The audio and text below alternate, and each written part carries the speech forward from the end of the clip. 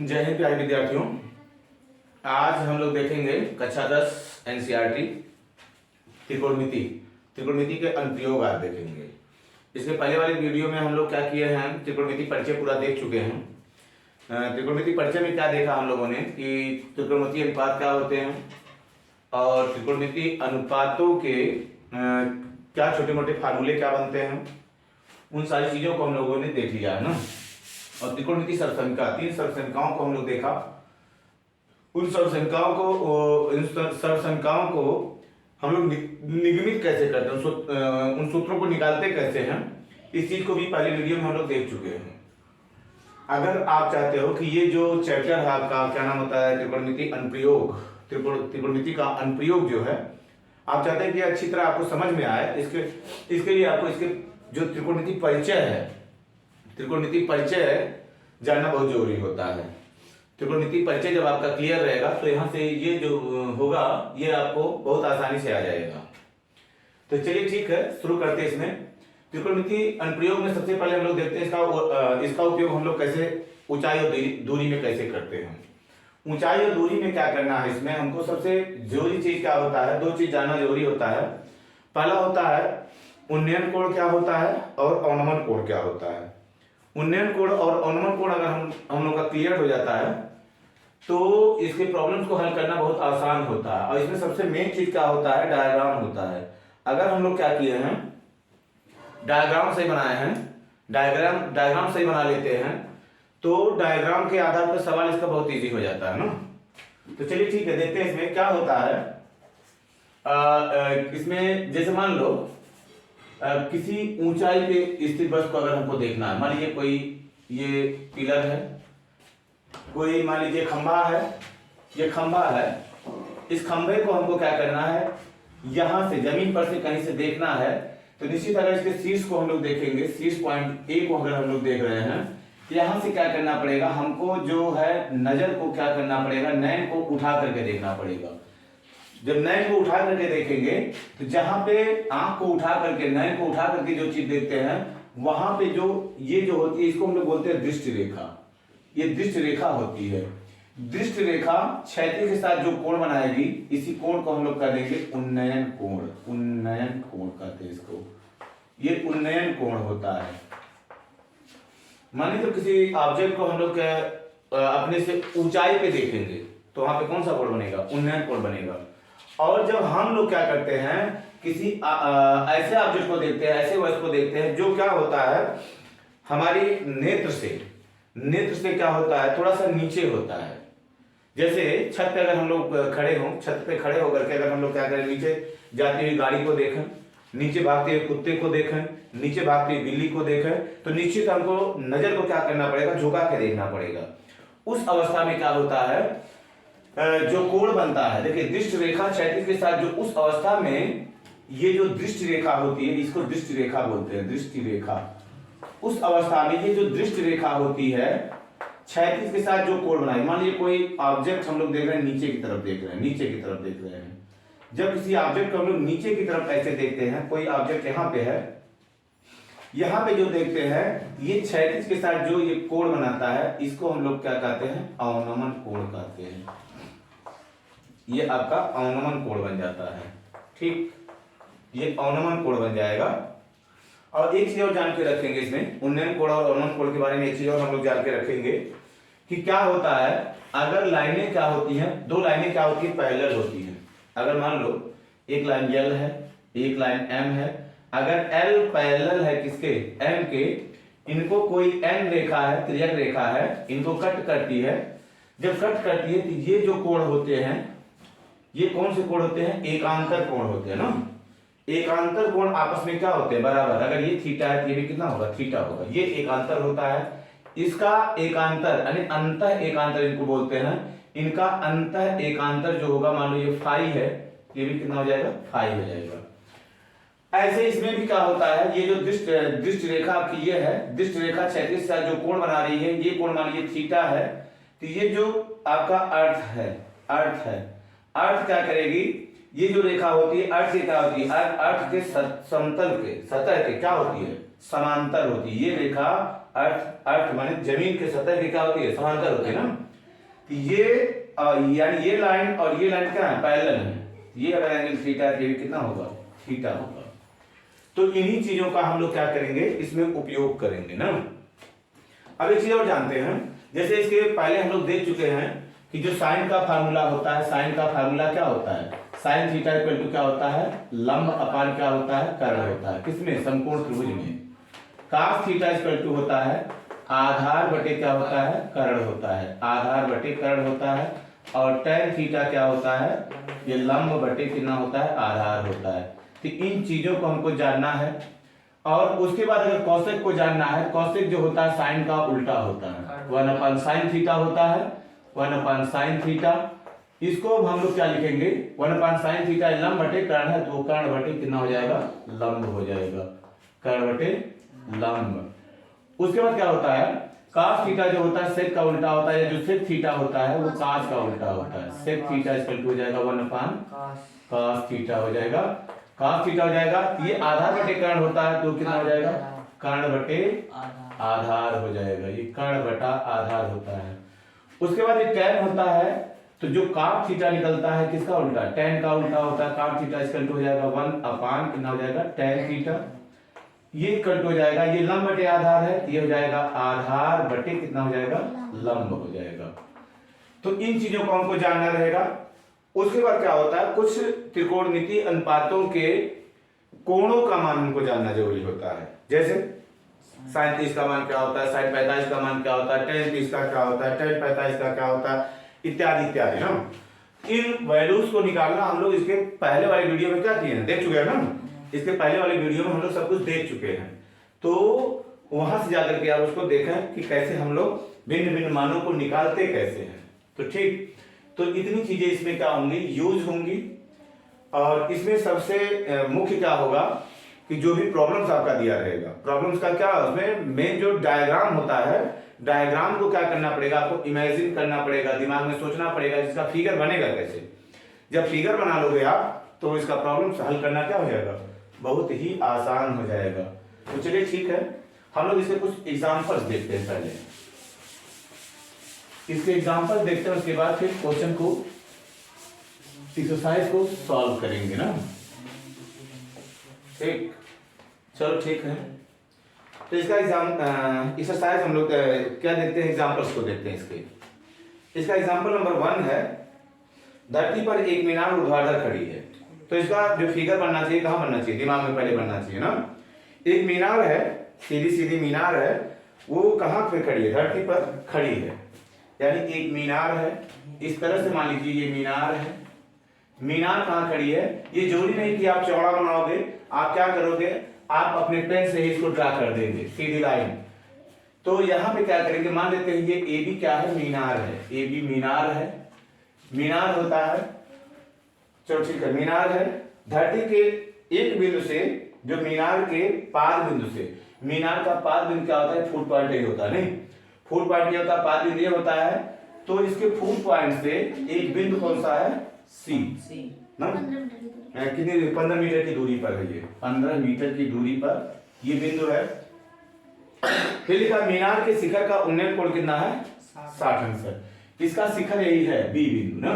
तो जब इसके शिखर को यहां से देखा जाता है तो उन्नयन कोण बनता है। नयन को उठा करके हम लोग देखेंगे, ऐसे देखेंगे, ये कोण कितना दिया है, 60 अंश दिया है। तो आपसे पूछा क्या गया है, मीनार की ऊंचाई बताइए। अब देखिए, जब आप फिगर को ड्रा कर लिए तो सवाल लगाना बहुत ही आसान हो गया। तो मान लेते हैं मीनार की ऊंचाई कितनी है, h मान लेते हैं, माना मीनार की ऊंचाई कितनी है, h है। तो इसको h मान लेते हैं हम लोग। अब एक चीज और ध्यान रखेंगे, मान लीजिए बोर्ड की परीक्षा में क्या होता है, ये अगर सवाल आता है तो हम लोग क्या करेंगे, इसमें क्या करना, पहले इस फिगर के बारे में क्या करेंगे, 2-4 लाइन क्या करेंगे हम लोग, लिखेंगे। क्या लिखेंगे, हम लोग यही लिख देंगे जो इसमें फिगर में दिख रहा है कि ए बी क्या है, मीनार है, मीनार का जो शीर्ष पॉइंट है कितना, बी है, और इसका पाद बिंदु कितना है, ए है, ए से 15 मीटर की दूरी पे क्या बिंदु, सी है। सी से जब इसके शीर्ष को देखा जा रहा है तो उन्नयन कोण कितना बन रहा है, 60 अंश का बन रहा है ना। तो चलो ठीक है, इतना चीज लिखने के बाद हम लोग त्रिभुज ले लेंगे। त्रिभुज ये देखिए, ये जो कोण है कितने अंश का है, 90 अंश का, 90 डिग्री का है। तो त्रिभुज बी ए सी में क्या हो जाएगा, त्रिभुज बी ए सी में देखो, त्रिभुज बी ए सी में क्या हो जाएगा, tan 60 इक्वल टू हो जाएगा tan 60। tan 60 इक्वल टू हो जाएगा, क्या होता है tan थीटा इक्वल टू क्या होता है, लंब अपान क्या होता है, आधार, लंब बटे आधार, यानी परपेंडिकुलर बटे क्या होता है, बेस, परपेंडिकुलर अपान बेस होता है, यानी लंब बटा कितना हो जाएगा, आधार हो जाएगा, लंब बटा आधार। लंब कितना है, h है, आधार कितना है, 15 है, 15 है। इस कोण के लिए ये लंब होगा, ये आधार होगा, कोण के सामने भुजा लंब होती है। tan 60 का वैल्यू कितना होता है, √3 होता है ना। इसका से मल्टीप्लाई कर देंगे, इसके 1 मान करके मल्टीप्लाई करेंगे तो h इक्वल टू आपका निकल जाएगा 15√3 मीटर। समझ में आया ना। इस तरह से हम लोग क्या करेंगे, मीनार की ऊंचाई ज्ञात कर लेंगे। एग्जाम्पल नंबर 2 देखते हैं, ये एग्जाम्पल नंबर 1 था। एग्जाम्पल नंबर 2 देखते हैं हम लोग, एग्जाम्पल नंबर 2। एग्जाम्पल नंबर 2 आपका क्या बताता है, चलो ठीक है इसको देखा जाए। एग्जाम्पल नंबर 2 बताता है कि एक बिजली मिस्त्री को एक 5 मीटर खंभे पर आगे खराबी की मरम्मत करना। एक बिजली मिस्त्री है जिसको लाइनमैन बोला जाता है। लाइनमैन क्या कर रहा है, एक कितना मीटर लंबा खंभा है, ए बी का खंभा है, इसकी लंबाई कितनी है, 5 मीटर है, 5 मीटर इसकी ऊंचाई है, 5 मीटर है इसकी ऊंचाई, टोटल ऊंचाई इसकी 5 मीटर है, 5 मीटर ऊंचाई इसकी है। 5 मीटर ऊंचे खंभे पर आगे खराबी की मरम्मत करना है। मरम्मत का काम करने के लिए उस खंभे के शिखर से, शिखर कौन सा, बी, शिखर से 1.3 मीटर नीचे एक बिंदु तक वह पहुंचना चाहती है। बी से, इसके शिखर से 1.3 मीटर, 1.3 मीटर की दूरी पर, 1 कितना है, 3, कोई बिंदु है सी, सी पे क्या आया है, खराबी ना, सी पे खराबी है, वहां तक वो पहुंचना चाह रही है। यहां तक पहुंचने के लिए प्रयुक्त सीढ़ी की लंबाई कितनी होनी चाहिए, जिससे कि क्षैतिज के 60 अंश, क्षैतिज से 60 अंश के कोण से झुकाने पर वह अपेक्षित स्थिति तक क्या हो जाए, पहुंच जाए। तो देखो जो सीढ़ी है, यहाँ पे सीढ़ी को कितने अंश के कोण से झुकाया गया, पृथ्वी के साथ में 60 अंश के कोण से झुकाया गया, नहीं, इसको 60 अंश के कोण से झुकाया गया। ये सीढ़ी है आपकी, ये सीढ़ी है, सीढ़ी को 60 अंश के कोण से झुकाया गया है, 60 अंश के कोण से झुकाया गया है, तो स्थिति तक पहुंच जाए। और यह भी बताया कि खंभे के पाद बिंदु कितनी दूरी पर सीढ़ी के पाद बिंदु से होना चाहिए। ये देखो खंभे का पाद बिंदु ये है, ए है, और सीढ़ी का पाद बिंदु क्या है, डी है, नहीं। तो आपसे ये पूछा गया है कि जो जिस सीढ़ी का पाद बिंदु है ये खंभे के पाद बिंदु से कितनी दूरी पर, मान लेते हैं x दूरी पर है। तो सीढ़ी की लंबाई आपसे पूछा गया है ना।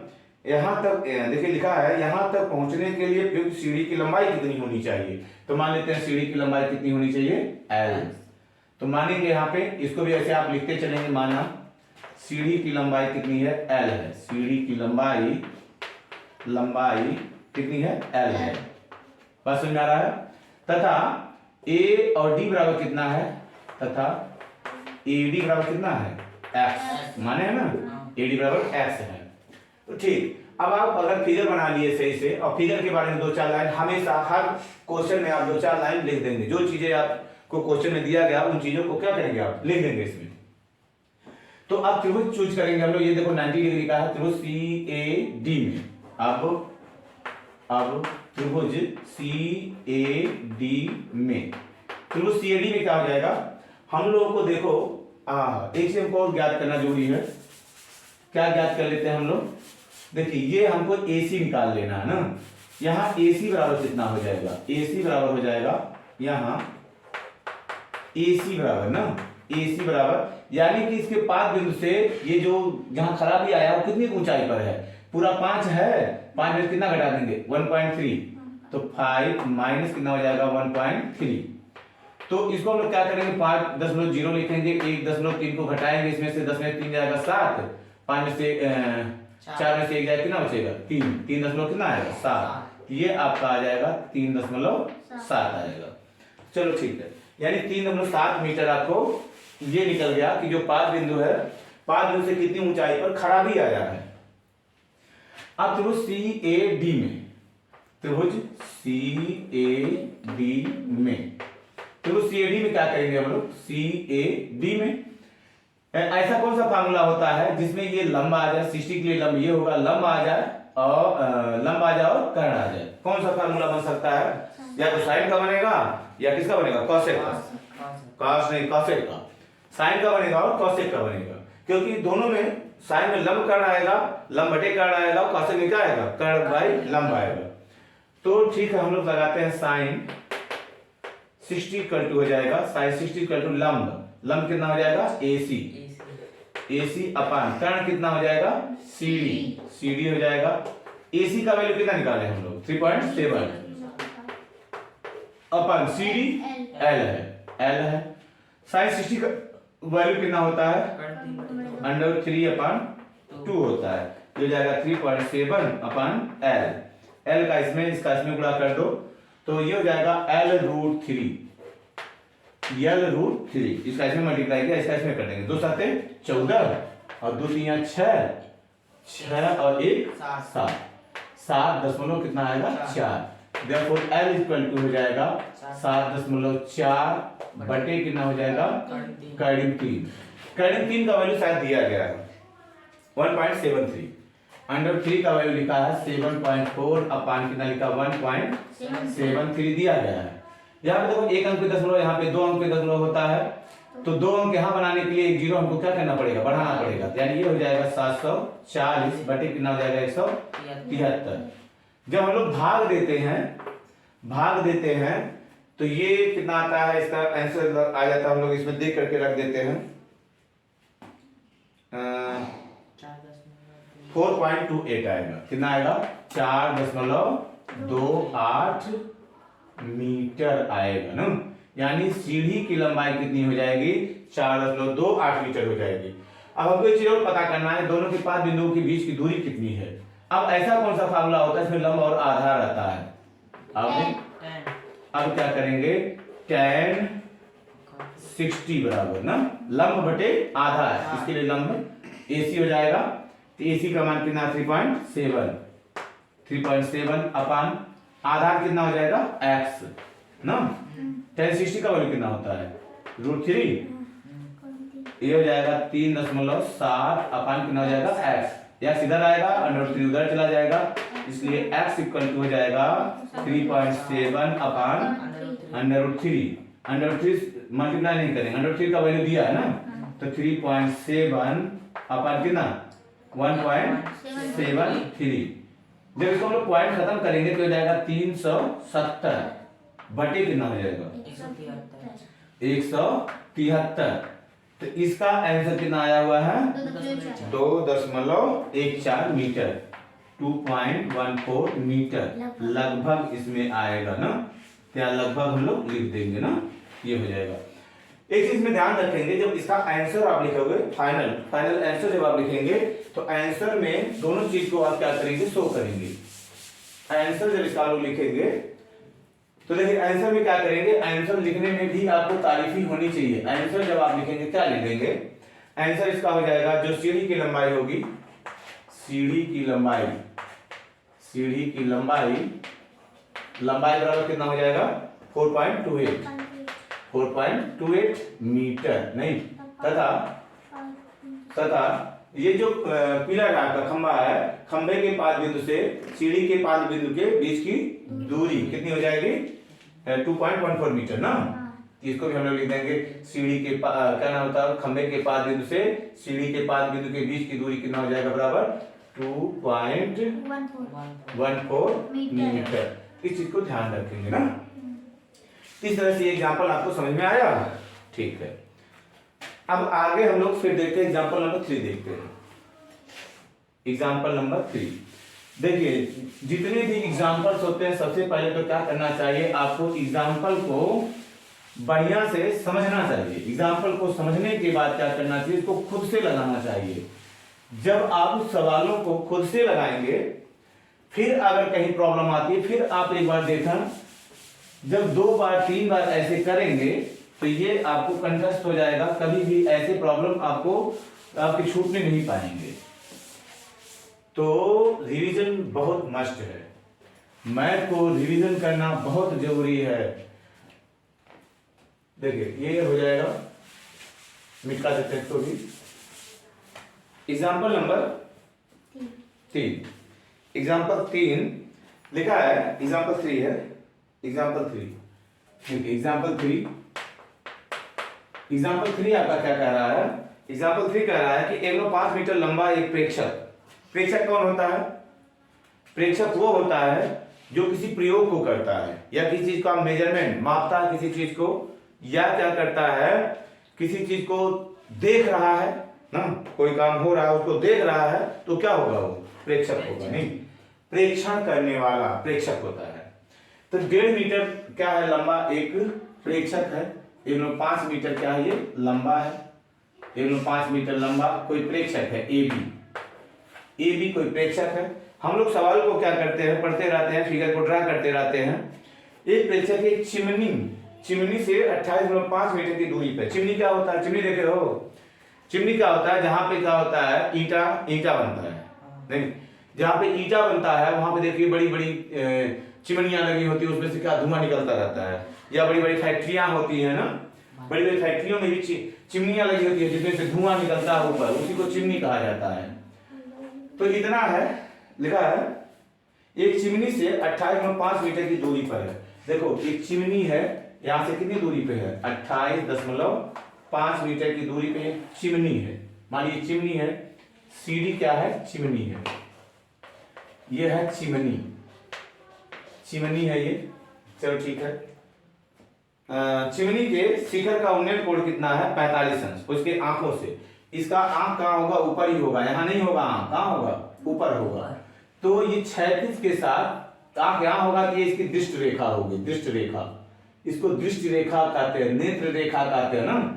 दृष्टि रेखा 36 के साथ कितने अंश का कोण बना रही है? 45 अंश का कितना बना रही है? कोण बना रही है ना, 45 अंश का कोण बना रही है। तो चिमनी की ऊंचाई कितनी होगी? तो मान लेते हैं चिमनी की ऊंचाई कितनी होगी? h होगी। ये चिमनी की ऊंचाई h हो जाएगी ना। तो इस तरह से इतना काम आपका हो गया। अब देखो, अब यहाँ पे एक चीज आपको ध्यान देना है कि ये जो लाइन है ये क्षैतिज रेखा है। ये क्या है? क्षैतिज रेखा। जो दृष्टि रेखा होती है क्षैतिज रेखा के साथ कोण बनाती है। ये क्षैतिज रेखा है और ये क्या है? पृथ्वी का क्या है? सतह है। नहीं, पृथ्वी का सतह है। ये दृष्टि रेखा और पृथ्वी का सतह क्या होते हैं? दूसरे के समांतर होते हैं। दृष्टि रेखा ये जो क्षैतिज रेखा होता है और ये जो सतह का पृथ्वी का सतह होता है, दोनों क्या होते हैं? समांतर होते हैं। जब ये समांतर, इनके बीच की दूरी क्या होगी? समान होगी। यानी 1.5 है तो 1.5 भी होगा ना। इसको हम लोग मान लेते हैं ई ना। यहाँ एक चीज लिख दोगे कि चूंकि AC समांतर क्या है? बी है। इनके बीच की दूरी C बराबर हो जाएगा, इसलिए CE बराबर हो जाएगा 1.5 मीटर हो जाएगा ना। समांतर रेखाओं के बीच की दूरी क्या होती है? समान होती है। तो अगर ये आपका कितना आ गया? 1.5 मीटर आ गया आपका, ये यहां से यहां तक की दूरी आ गई ना। तो आपको क्या करना है? ये वाला डिस्टेंस निकालना है, DE। तो DE बराबर कितना हो जाएगा? इसलिए DE बराबर कितना हो जाएगा? DE बराबर कितना आपका हो जाएगा? DE बराबर ये वाला कितनी दूरी होगी? पूरा h है ना, h माइनस कितना हो जाएगा? पूरे में से इतना घटा देंगे तो निकल जाएगा। तो h माइनस कितना हो जाएगा?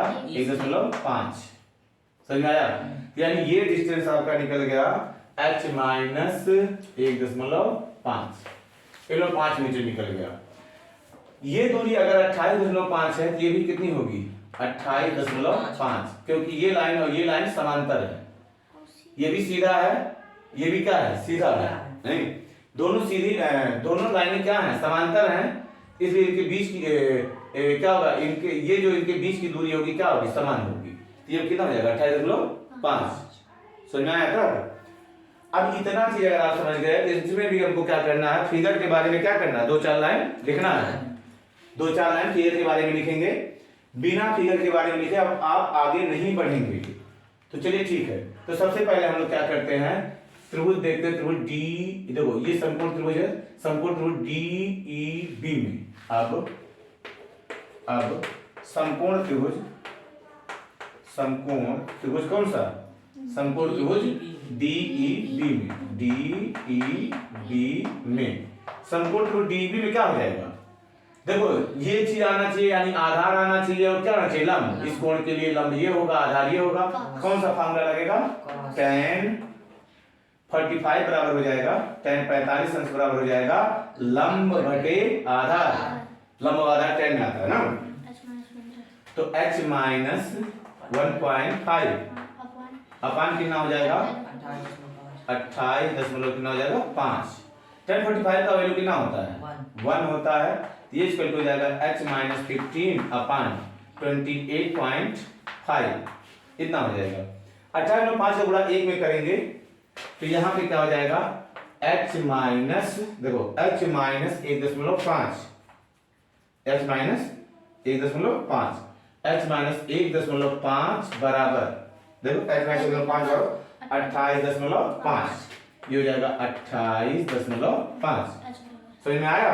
इसलिए h बराबर कितना हो जाएगा, h बराबर कितना हो जाएगा 28.5 प्लस हिमालय से प्लस हो जाएगा 1.5 बराबर 5 5 10 कितना हो जाएगा 30 मीटर।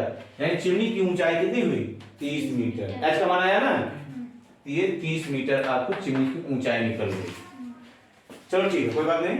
अब इसके बाद और क्या पूछा गया, एक ही चीज पूछा गया था ना। चलो चौथा उदाहरण, एक एग्जाम्पल और देखते हैं हम लोग। एग्जाम्पल नंबर 4 मिटा में से, चलिए ठीक है। फिगर को जब आप क्वेश्चन पढ़ें तो फिगर को मन में सोचते रहे, हाँ क्या क्या होगा, कैसे होगा। फिगर ड्रा तो क्वेश्चन आपका 70% क्या होता है, सॉल्व हो जाता है। तो पहले आप क्या करेंगे, फिगर ड्रा करना सीखेंगे। चलिए एग्जाम्पल नंबर हम लोग देखते हैं 4। एग्जाम्पल नंबर 4, एग्जाम्पल 4 देखिए क्या कह रहा है। एग्जाम्पल 4 कह रहा है भूमि के एक बिंदु P से 10 मीटर ऊंचे भवन के शिखर का उन्नयन कोण 30 अंश है। एक भवन है, भवन माने घर, एक भवन है ना, ये भवन है, ये भवन है। भवन मान लीजिए कौन सा है AB, एक बिंदु है कौन सा P, नहीं ये जमीन पे कौन सा बिंदु है P है। भूमि के एक बिंदु P से 10 मीटर ऊंचे भवन की ऊंचाई लिखा कितना 10 मीटर, ये इसकी ऊंचाई लिखा है 10 मीटर है, 10 मीटर है, 10 मीटर दिया गया है। यहां से पीछे जब देखा जाता है तो उन्नयन कोण कितना आता है 30 अंश। यहां से जब इसके शिखर को देखा गया तो ये उन्नयन कोण कितना आया 30 अंश। मेरा ख्याल है कि आप उन्नयन कोण के बारे में अच्छी तरह समझ गए होंगे। उन्नयन कोण 30 अंश है, उन्नयन कोण 30 अंश है। भवन के शिखर पर एक ध्वज को लहराया गया है, एक झंडा है। झंडा कहाँ है, भवन के शिखर पर है। यहाँ पे एक झंडा लगा हुआ है, इस तरह से एक झंडा लगा हुआ है, इस तरह से भवन के शिखर पे लगा हुआ ना। यहाँ पे एक झंडा है, झंडा मान लीजिए ये पॉइंट इसका D है और बेस तो इसका A है, ये है ना, इसका जो बेस है कितना है A है। तो जो झंडा लगा है कहा जा रहा है P से ध्वज के शिखर का उन्नयन कोण 45 अंश है। जब P से ध्वज के शिखर को देखा गया इसको, तो उन्नयन कोण कितना हो गया 45 अंश, बढ़ गया ना उन्नयन कोण। उन्नयन कोण आपका बन गया 45 अंश, ये कोण आपका 45 अंश हो गया। समझ में आया? फिगर समझना है, फिगर समझ में आ गया सवाल आ जाएगा। 45 अंश है। करना क्या है आपको, ध्वज दंड की लंबाई और बिंदु P से भवन की दूरी बताना है। देखो आपको ये बताना है, बिंदु P से भवन की दूरी बताना है और ये झंडे की लंबाई बताना है। मान लेते हैं झंडे की लंबाई कितनी है y है, और इसको मान लेते हैं बिंदु P से भवन की दूरी कितनी है x है। ये चीज मान लेते हैं ना, समझ में आया? तो यहाँ पे मान लेंगे इसको, चीजों को हम लोग लिख लेंगे। माना क्या, माना झंडे की लंबाई, झंडे की लंबाई ना, झंडे की लंबाई कितनी है, लंबाई y है तथा P से भवन की दूरी, P से भवन की दूरी कितनी हो जाएगी x मात्रक हो जाएगी, x मीटर हो जाएगी ना, x मीटर है। तब क्या करेंगे हम लोग, x मीटर है, इतना लिखने के बाद या 2-4 लाइन और लिखने के बाद अब हम लोग इसको हल करेंगे। तो त्रिभुज पहले लेंगे ABP में। अब त्रिभुज ABP में, त्रिभुज ABP में देखो ये क्या है, कोण है, हमको ये लंब लेना है और ये आधार लेना है। नहीं, लंब और आधार देखना है, कौन से फार्मूले में आएगा, tan के फार्मूले में लंब आधार आएगा, या काट के फार्मूले में भी लंब आधार आएगा। नहीं, तो हम लोग क्या लगाते हैं, tan कितना, tan 30 बराबर हो जाएगा लंब कितना 10, लंब बटे कितना हो जाएगा, आधार कितना x। tan 30 का वैल्यू कितना होता है 1/√3, तो 10 अपान हो जाएगा x इधर जाएगा, ये इधर जाएगा, therefore x इक्वल टू कितना हो जाएगा 10√3 मीटर ना, 10√3 मीटर। √3 का वैल्यू दिया है क्या, हाँ लिखा 1.732, तो ये लिख देंगे बराबर 10 × 1.732, तो 10 अंक इधर चला जाएगा, तो ये हो जाएगा 17.32 मीटर। ये आपका क्या आ जाएगा, भवन की दूरी, कहां से, P से भवन की दूरी आ गया ना। उसके बाद क्या करना, आपको झंडे की लंबाई निकालना है। आप बड़का त्रिभुज ले लेंगे ना, बड़ा वाला त्रिभुज हम लोग ले लेते हैं त्रिभुज DBP में। अब त्रिभुज DBP में, अब त्रिभुज DBP में ना क्या लगाएंगे, tan, क्योंकि इसमें भी हमको लंब चाहिए और क्या चाहिए, आधार। tan कितना, tan 45 बराबर हो जाएगा, लंब पूरा होगा ना जी, DB लिख दो, DB अपान आधार कितना हो जाएगा, यस हो जाएगा ना, PB हो जाएगा ना, PB हो जाएगा, यस की वैल्यू हम लोग यहाँ निकाल दी है। तो DB जो होगा कितना होगा 10 + y, ये हो जाएगा 10 + y अपान कितना होगा x, tan 45 का मान कितना होगा 1 होगा ना। तो इसमें मल्टीप्लाई x का है, x को इधर करते हैं तो x इक्वल टू कितना हो जाएगा 10 + y, x की वैल्यू रख देते हैं कितना है 17.32 इक्वल टू जाएगा 10 + y, therefore y equal to जाएगा 10 इधर आएगा, यानी 17.32 माइनस 10, जब इसको माइनस करेंगे कितना आ जाएगा 7.32 मीटर, यानी ये क्या हो गया, झंडे की ऊंचाई, लंबाई नहीं, झंडे की लंबाई। इसको आंसर, जैसे मैं बताया हूं कि आंसर बाकायदा आप क्या लिखेंगे, आंसर पहले लिखेंगे बिंदु P से भवन की दूरी कितना हो जाएगा 17.32 मीटर, और झंडे की लंबाई कितना हो जाएगा, यानी कि 7.32 मीटर। इस तरह से आप क्या करोगे, इसको लिख दोगे। तो हम लोग एग्जाम्पल को यहीं पे छोड़ते हैं, क्योंकि वीडियो बहुत लंबी हो जाएगी। वीडियो को ज़्यादा लंबा न खींचते हुए हम वीडियो को यहीं पे क्या करते हैं, विराम देते हैं। बाकी जो चीज़ें, बाकी जो एग्जाम्पल बचे हुए हैं, एग्जाम्पल्स को क्या करेंगे हम लोग अगले वीडियो में देखेंगे। अगले वीडियो में तब तक क्या करेंगे, आप इसके फंडा बताए हैं, नियम बताए हैं, नियम को समझेंगे, इन उदाहरणों को समझेंगे और घर पे रिवीजन करेंगे। बाकी जो चीजें हैं हम लोग नेक्स्ट वीडियो में देखेंगे। तब तक के लिए जय हिंद, जय भारत।